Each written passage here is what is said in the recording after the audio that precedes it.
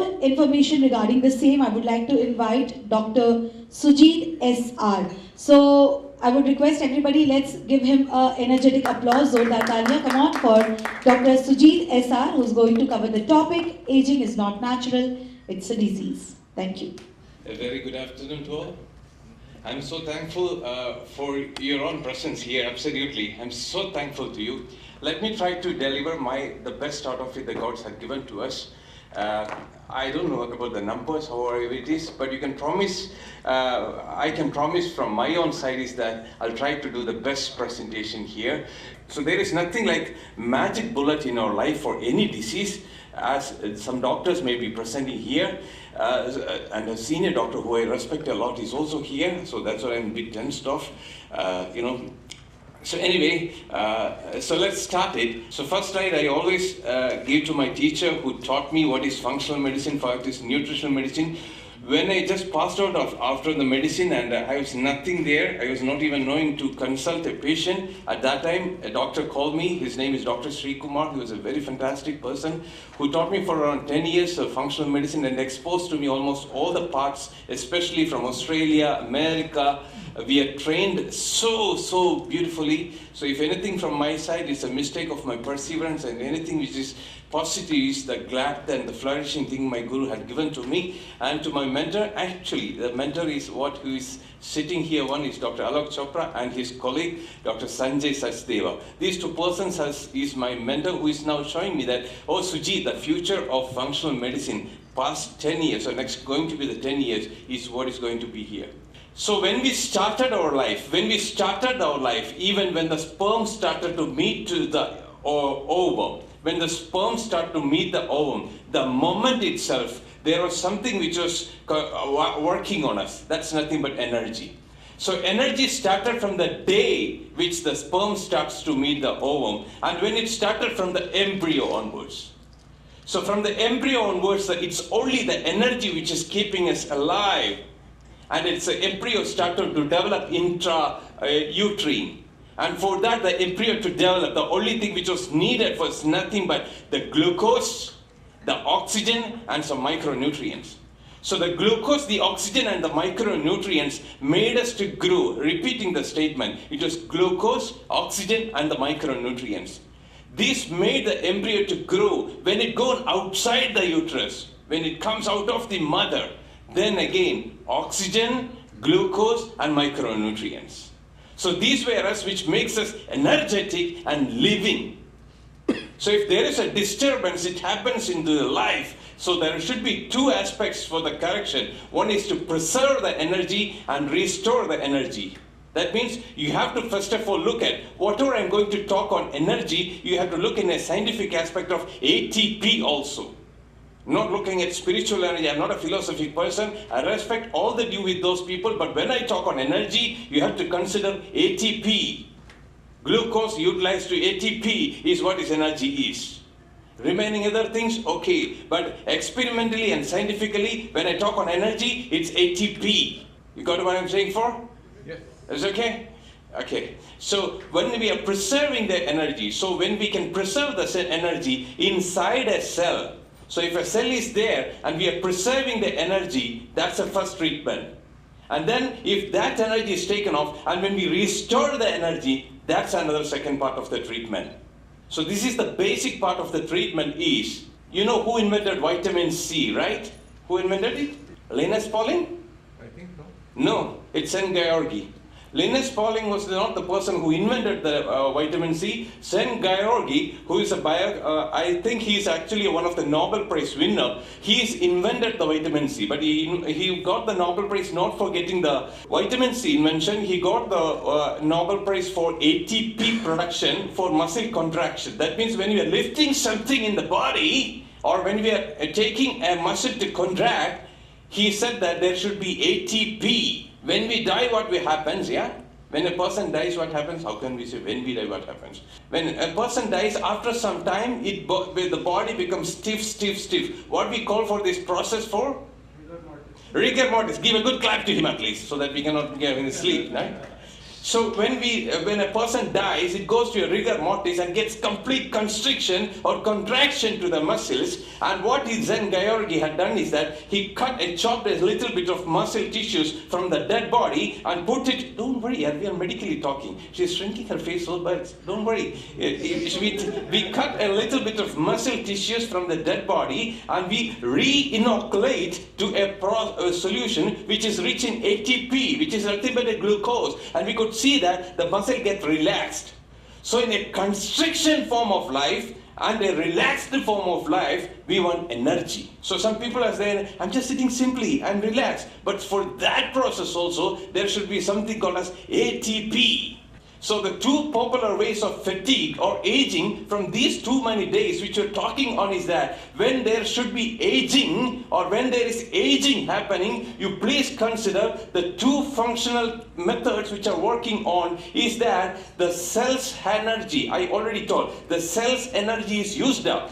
When the cell's energy, a cell is considered, the glucose is there, the glucose inside the cell is converted to energy and used up is actually an aging process. And the second process is that the cell cannot further produce energy because there are a lot of metabolites inside it.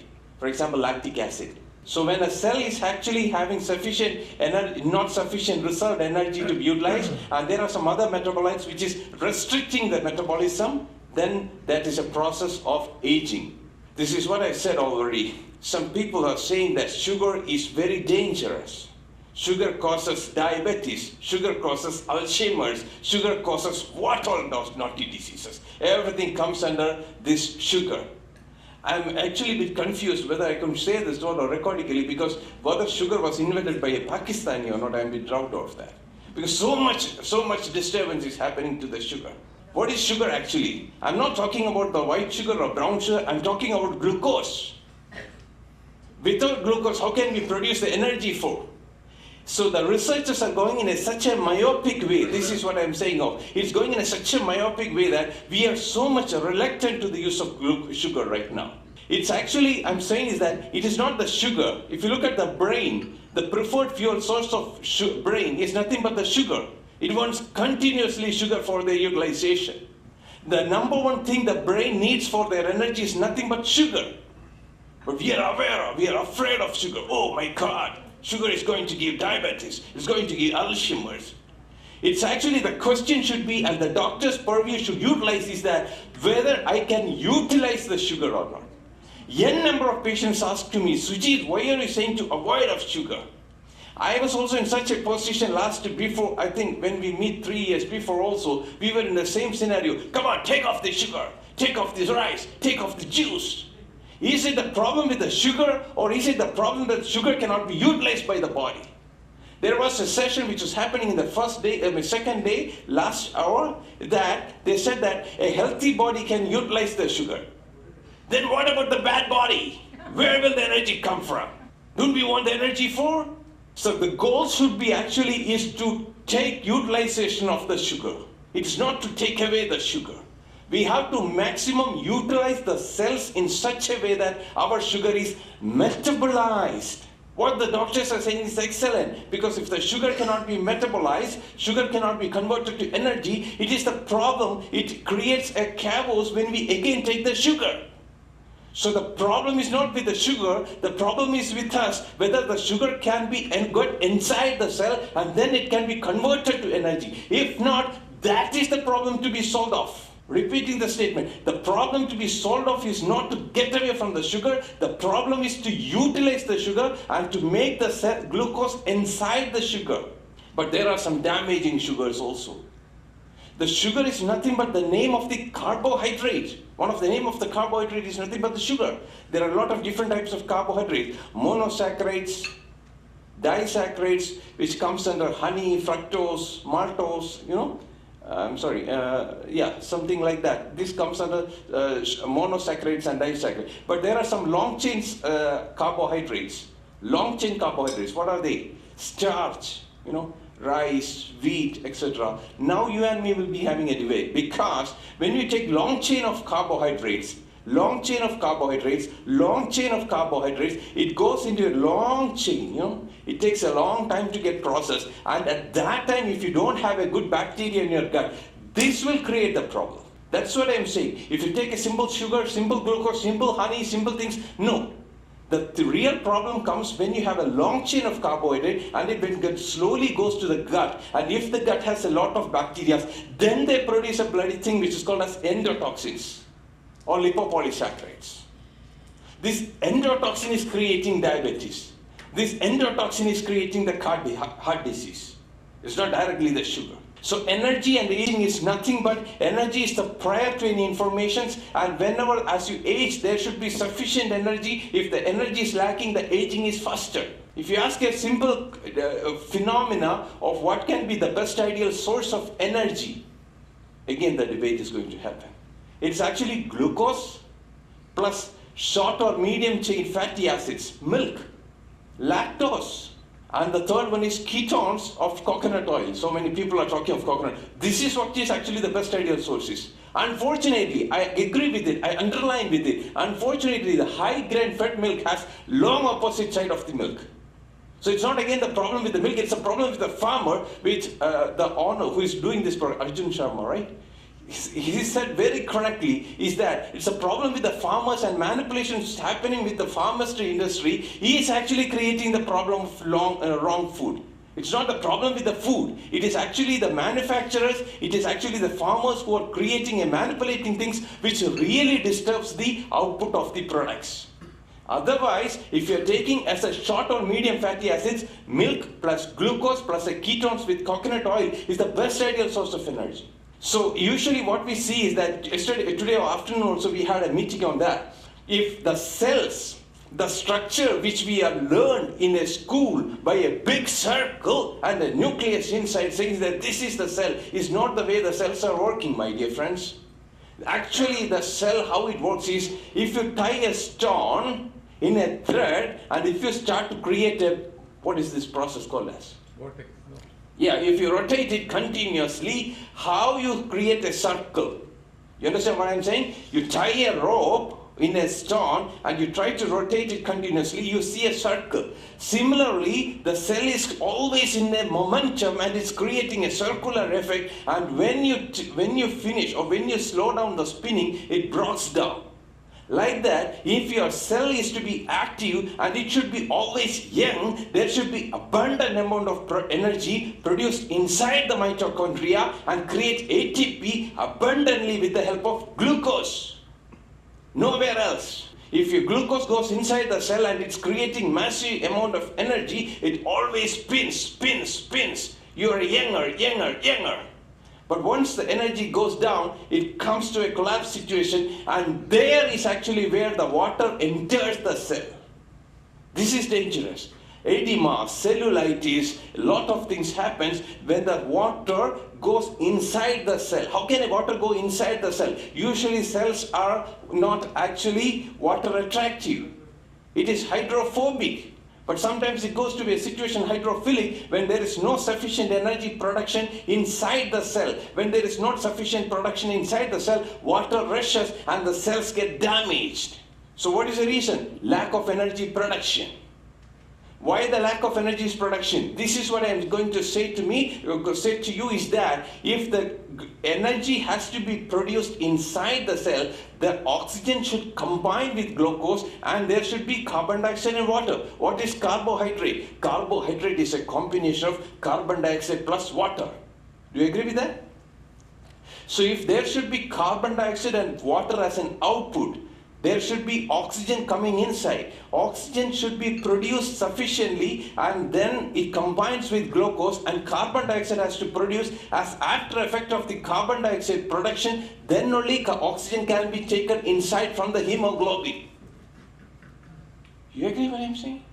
If the carbon dioxide is not sufficiently produced as anaerobic glycolytic pathway, there is no carbon dioxide. That means anaerobic glycolytic pathway where there is oxygen, oxygen is not utilized at all. They just metabolize with the help of glucose.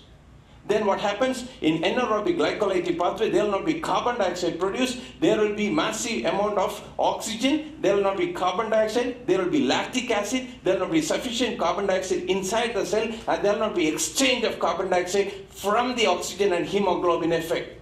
So further the cells cannot produce it.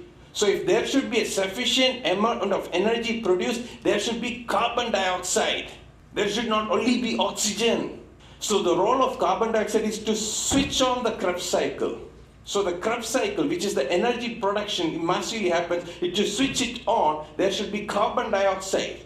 What happens in ammonia pollution? Ammonia is excess. When excess happens, when there is a depression happening, when there is a mania, there is a lot of ammonia, and the doctors are giving lithium. There is no need of lithium. If you have abundant amount of carbon dioxide in the body, the carbon dioxide combines with ammonia and excretes it out as urea. So there is no need of any chemical exposure also. So eating sugar and using caffeine, I'm repeating it again. Eating sugar and using caffeine increases the oxidation of sugar. Don't worry of oxidation. Oxidation can only create energy. Whatever I'm talking, let me tell you very frankly, it's an evidence-based medicine. Otherwise, I don't have the guts to talk with one of the leading cardiologists of the world in front of you, okay? So if you look at the squirrel monkeys, there is something called a squirrel monkeys. I have a squirrel monkeys who weighs around 2 to 3 pounds. Similar to the squirrel monkeys, if you observe other mammals, it's not only the 7 years, the longevity of the squirrel monkeys compared to other mammals is 20 years. Why this 20 years the squirrel monkeys live? Because of the natural uncoupling of the mitochondria. What is uncoupling of the mitochondria? Anybody please raise your hands. What is uncoupling of the mitochondria? It is nothing but the production or oxidation of glucose. So the glucose is utilized massively by the squirrel monkeys, and the carbon dioxide is produced out. So the uncoupling of the mitochondria can happen in humans when you take aspirin as well as niacin. What is niacin? It is B3. We are afraid of aspirin sometimes, but aspirin is one of the best factors which is proven, which increases the uncoupling of the mitochondria. When you have an uncoupling of the mitochondria, your longevity increases. Don't worry, some people say it gets acidity, it gets ulcer. I am taking at least 2 aspirins per day, minimum for around 3 to 4 times. You can adapt to it very quickly. It's an acetic salicylic acid. It's a massive anti-inflammatory. It creates longevity. This is what I'm going to say. Don't worry, or don't think only on oxygen methodology. What is actually the best antioxidant in the world?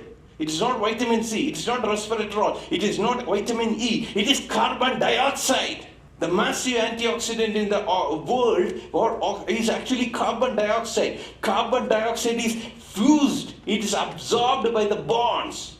When a female is going to a menopausal situation, there should be sufficient carbon dioxide in their bonds because the bond has sufficient absorption capacity of carbon dioxide, and if the carbon dioxide is absorbed by the bond, the calcium will not expel out. So if a person should have a strong bond, then there should be abundant carbon dioxide absorbed by this bond. So if the carbon dioxide is absorbed by the bond, then the calcium will not be losing out. So it promotes healing of the damaged bonds. You know, there is ultrasound therapy which happens for the broken bonds, and the ultrasound therapy works by increasing the carbon dioxide towards it, reducing the oxygen supply to the bone. Bone health can be increased by the supply of vitamin K2, as already also saying, and controlling the parathyroid and decreasing the lactic acid. Decreasing the lactic acid, repeating again, because exercise increases the lactic acid. High amount of lactic acid is produced when you have too much of exercise. And so what I am asking is that stressful exercise, is it decreasing the bone density or increasing the bone density? You can tell me now. It is decreasing the bone density because it produces a lot of amount of lactic acid. If you want to have a more proven thing, I can tell you very simply, in chickens, right, hens actually what they do is that when there is a summer season, they pant more. It's called as panting. You know what is it? Panting? What they do in panting is actually decreases the carbon dioxide, and actually the exposure of the carbon dioxide to the shell is weakened, and then that actually happens is that the eggshell is nothing but bicarbonate form. So there will be less bicarbonate, and the shell will be very small in summer season, very thin. You can see that the eggs become very thin. Did you observe somewhere? No? The hens you didn't see the hens in your life? In summer season, if you go and try to take an egg from the hen, it will be very thin and it's broken because it pans too much and it decreases the carbon dioxide from it. So there should be sufficient carbon dioxide, and one of the Patana, one doctor saying about the bicarbonate, it strengthens the bone. So the protective mechanism of carbon dioxide ends not only at the bone. If you know, as I was telling in the first slide, the massive amount of oxidation of glucose happens in the brain, and there should be sufficient amount of carbon dioxide in the brain. You know, there was Shritaruji or someone else was talking about the early attack of heart attack during morning times. When we are at around morning 3 o'clock or 3 a.m., when we see more of the dreams at that time. A lot of dreams comes to us, there will be panic attacks more happening, more of cardiac arrest happens at morning 3 o'clock, in between 6 o'clock or 7 o'clock, morning time. Why it happens is because of lot of cortisol. High amount of cortisol can create this chaos. When we look at the ancient China Taoists, what they have seen that they have an abundant amount of longevity. They have a huge life expectancy. What they are doing is that they do something program called as Tai Chi. I'm not going to convince you by saying that Tai Chi is going to increase carbon dioxide. I have no idea. There is no study on Tai Chi increasing carbon dioxide. But one thing I can say that the persons who do Tai Chi has a very warm body. What is the reason for warm body? Hyperventilation. I had a patient who was sitting in front of me and suddenly got a panic attack. What is panic attack? They do hyperventilation. They do different types of things and they try to increase the oxygen and the chills. When there is a hyperventilation, when there is a carbon dioxide filling in the body, then they feel warmness of the body. So there is no relation between Tai Chi and carbon dioxide, but the warmness can come to the conclusion of the hyperventilation and the longevity and less cardiac arrest during the morning periods. It's not only in the bones, it's not only in the brain. Carbon dioxide has a lot of effects on the methylation. Everybody is talking of methylation. What is methylation? A donating of a methyl group to the particular body. You are saying that it's actually one of the huge successful thing of the body? No, it is actually the necessity of the body without any role. I mean, the thing is that if the cells cannot produce sufficient energy and if the cell is going to die, then the body takes an escapism to methylation. Am I right, dear doctor? This is what is happening. If a cell is not having the capacity to produce energy sufficiently, then there is no other go and they give a methyl.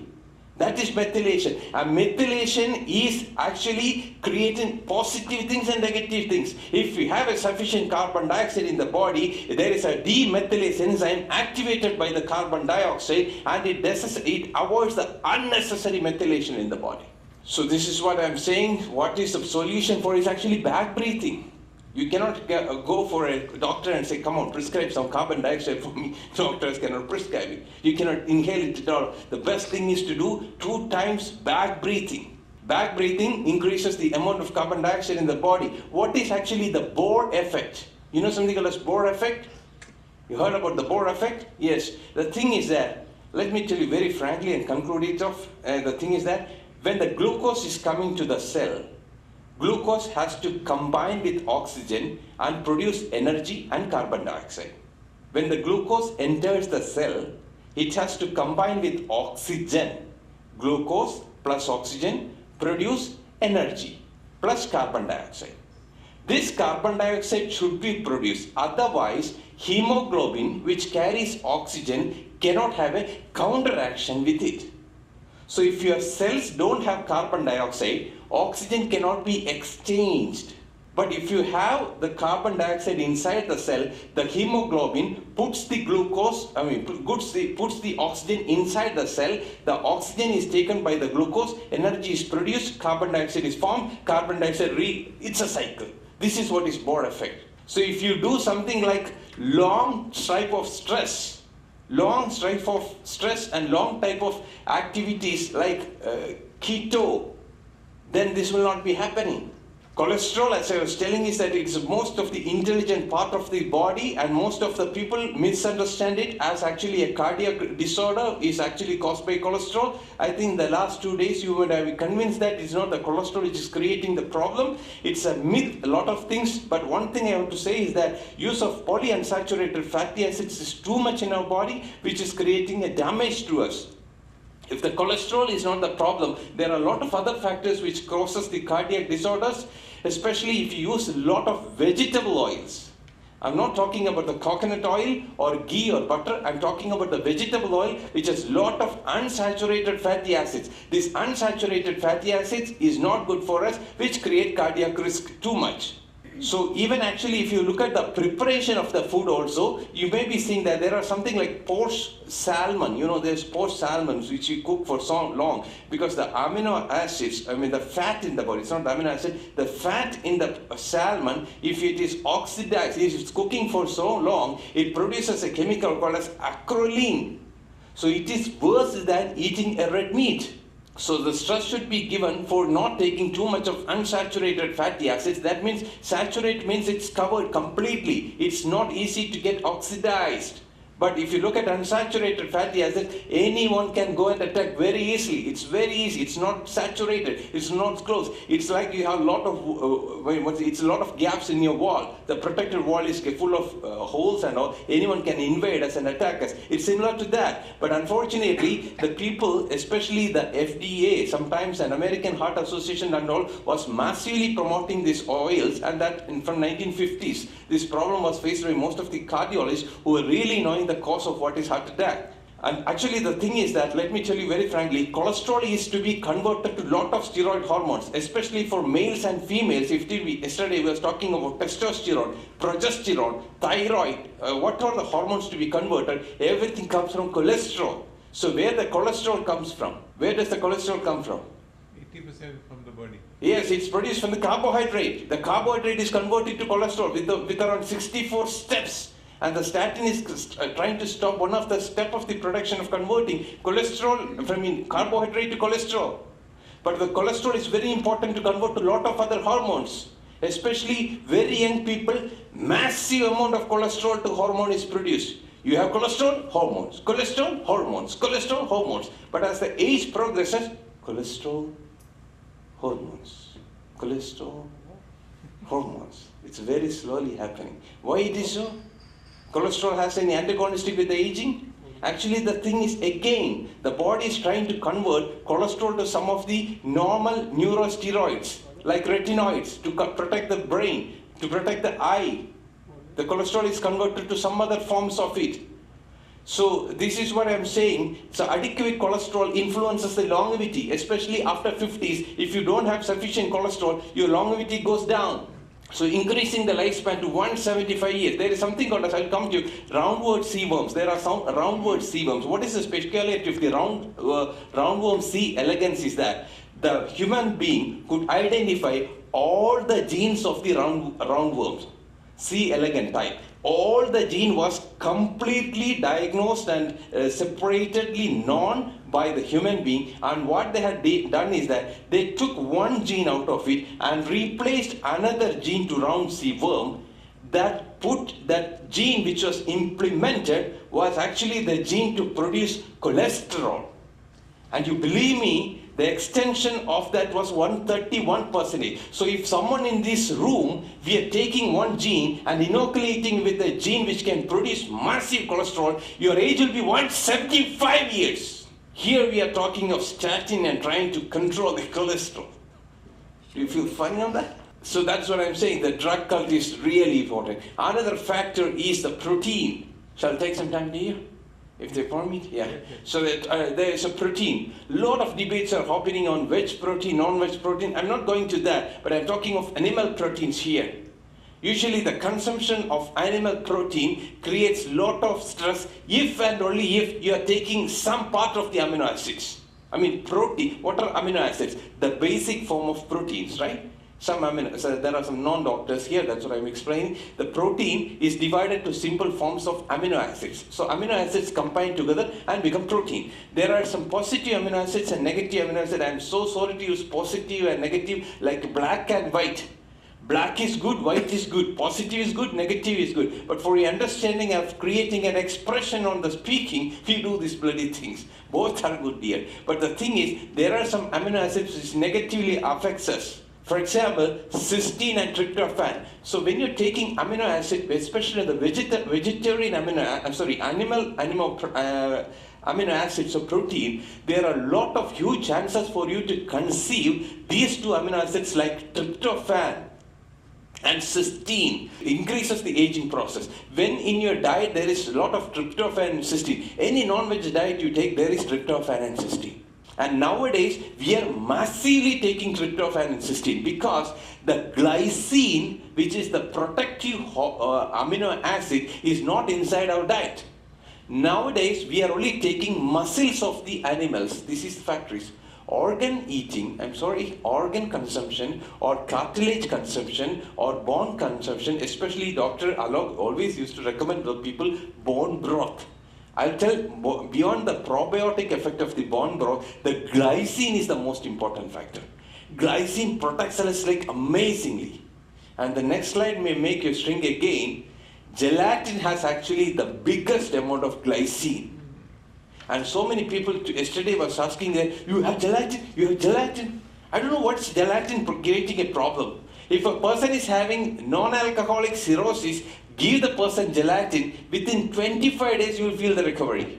35% of gelatin is nothing but glycine, the positive thing. And you know, there is no tryptophan in gelatin. No tryptophan in gelatin. The meat food industry has created actually only for the growth of the industry, hens or ducks or whatever the meat. They just want to consider the growth of the animals. They don't want to consider the longevity of the animals, the endurance of the animal, or the neural effect of the animals. They don't consider. They just want the animals to grow big. So for that, they were not considering anything of tryptophan or glycine or serotonin. They just consider the meat. So they don't have, you don't to just really consider is that the amino acids were essential and non-essential was classified only with the consideration of growth. But we are not just for growth, we are just for living. For living, there should be positive amino acids like glycine in our body. Tryptophan and cysteine, these are most of the amino acids which when we consume animal protein, we consume a lot of tryptophan and cysteine, which really disturbs our metabolism and it increases the aging faster. Gelatin is a protein which contains no tryptophan. And you know, 100 years before, gelatin was the first line for treating diabetes. Diabetes was treated with gelatin. Gelatin improves the insulin resistance. Gelatin brings down the triglycerides. A small dose of glycine or gelatin. If you're talking of glycine, you consider gelatin. If you're talking of gelatin, you consider glycine. The gelatin, if you're taking so a person is getting stroke. You know what is stroke? Very dangerous, right? Before you go and give the antiplatelet injection, before that, try to inoculate some glycine. It recovers faster. After taking 10 to 15 grams of gelatin each day for 5 days, people can sleep better and recover from arthritis patients. Because gelatin decreases cortisol. Gelatin decreases cortisol. If a person eats large serving of meat, this is what I'm saying. You cannot get out of this world because you may somehow or other, you may take this non-veg, I'm sorry, vegetarians, I respect them. If not, if they are taking non-veg foods, they have to some way undergo a measurement, at least that the day when you consume meat, you have to take gelatin with some fruits. Then that will, actually it is like our body is there, we are consuming a lot of protein, which may be of negative proteins. I'm sorry to use that word negative, just take it. Then you have to add some positive proteins to balance your body. If not, you are in danger. You get what I'm saying? This is what I'm going to say is that thyroid is a crucial factor for energy metabolism. Thyroid is very important for us. Thyroid helps to keep the glucose inside the cell. But if you have polyunsaturated fatty acids, that means vegetable oils in your diet, this is going to disrupt. You know, the TSH, which is produced from the brain, which is a main marker, so-called the doctors are doing for testing the thyroid, hypothyroidism, they do the TSH. It's not having any relevancy, but still, if you are promoting TSH production, the moment the body is producing excess of TSH, the CRP, which is an inflammatory marker, is also produced in the body. The CRP, again, it produces and it creates inflammation. So the best diagnosis for hypothyroidism is that when you wake up itself, you can measure the axillary body temperature, and it should be around 98 degrees Fahrenheit. And when you come to the mid-morning, it should be 98.6 degrees. So anything below that, you are hypothyroid. Subclinical hypothyroid. So this is what I'm saying is that thyroid with sugar plus oxygen is going to give it. But if you have too much of estrogen, then you have to control that. Because if you have a thyroid, you have a delayed reflex. If your wife is angry, then it comes too late to get reflex to come down. Excited, you don't be relaxed. That is what we actually usually what we do is that when we do hypothyroid test, we do the Achilles tendon reflex, which is mainly the mainstream for diagnosis of the hypothyroidism. So this is which I want to say, because yesterday doctor was saying about the testosterone. Whenever there is a possibility, progesterone to be considered. Progesterone, people usually say that it's a pregnancy hormone. It is only for the people who are pregnant. No, never. This is the best anti-aging hormone for males and females. It should be only bioidentical. That's only factor. Progesterone. The brain has massive amount of progesterone to be consumed. Dementia and Alzheimer's has a very good prevalence if you have actually less amount of progesterone. Why the progesterone goes? Because there is too much of estrogen in the body. Stress, etc. produces too much of cortisol and estrogen, and the progesterone goes down. If you have sufficient progesterone in the body, even if you're having the fight with your wife and husband, you will be very simple and calm. Because progesterone don't provoke. It relaxes you so much. It's not only for the relaxation, it helps for the blood vessels, for the heart, everything. So progesterone relieves the anxiety, improves the memory, protects the brain. You can guaranteedly take this off because it's a classified evidence-based paper researches which are going on. If progesterone is taken dissolved in vitamin E, whenever you take progesterone, you have to apply with vitamin E. Just apply over the skin, break any vitamin E, and just apply over it along with the progesterone. You feel it. Just only thing I want to warn you is that don't drive and take, so before you drive, don't take the progesterone and go, because progesterone is a massive relaxant. Massive relaxant. I'm concluding it, don't worry. So I'm saying is that it's very important for a doctor or a functional medicine specialist to consider this as a beautiful conscious living being, and then picking up and trying to take one by one by one. Because the higher state of consciousness is in the brain. Brain has a lot of capacity to interpret whatever that happens. For example, the 400 billion bits of information, 400 billion bits of information are processed in 1 second by everybody's brain. But we are aware of only 2,000 of it.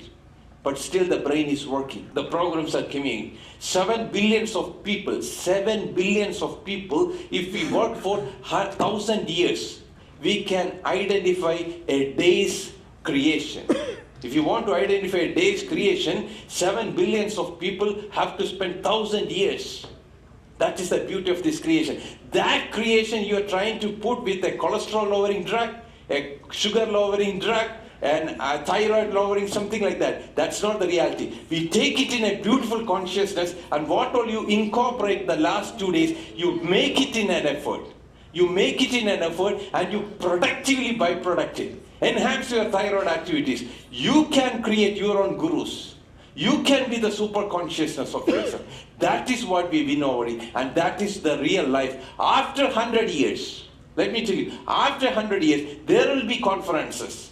Because before 100 years, there was conferences. At that time, the average life expectancy, average people coming to this conference will be 100, 120 years. Literally speaking, there will be the day, and then that people will say, there was a conference, made the milestone, and the name of that conference was Shakti. Jai Hind.